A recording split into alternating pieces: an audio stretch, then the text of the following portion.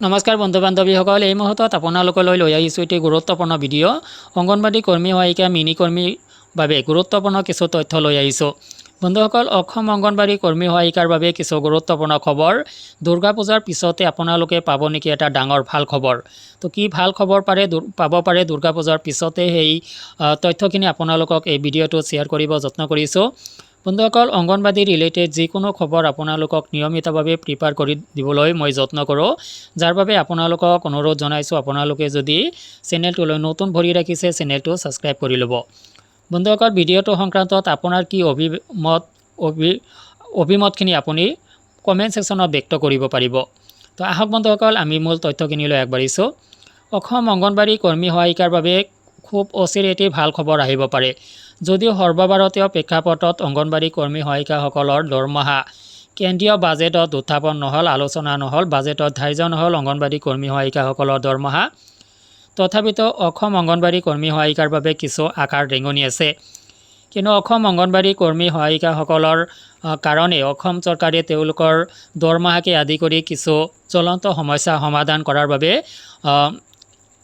আচলতে পিছুৱাই আছে বুলি ক'ব নোৱাৰি, আগভাগ লৈ আছে। ইতিমধ্যে বিভাগীয় মন্ত্ৰীৰ সৈতে অংগনবাড়ী কৰ্মী এছ'চিয়েশ্যনৰ কিছু বিষয়ববীয়াৰ আলোচনা ইতিমধ্যে অনুষ্ঠিত হৈ গৈছে।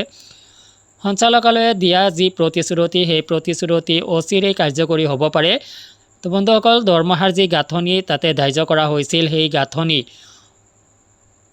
পূৰ্বৰ সেই গাঁথনি কাৰ্যকৰী হ'ব পাৰে যিকোনো মুহূৰ্তত, আৰু দুৰ্গা পূজাৰ পিছতে আপোনালোকৰ সেই গাঁথনিখিনি কাৰ্যকৰী হ'ব পাৰে।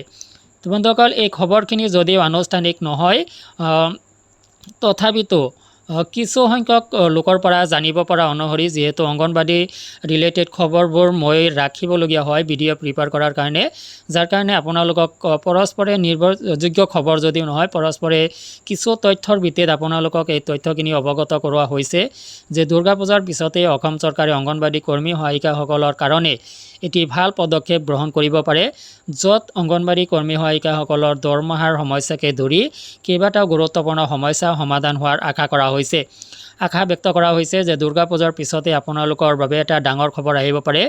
দৰমহা বৃদ্ধি সংক্ৰান্তত লগতে অংগনবাড়ীৰ যিবোৰ জ্বলন্ত সমস্যা আছে, সেই সমস্যাসমূহ সংক্ৰান্তত যথেষ্ট ডাঙৰ এটা খবৰ আহিব পাৰে, ভাল খবৰ এটা আপোনালোকে লাভ কৰিব পাৰে।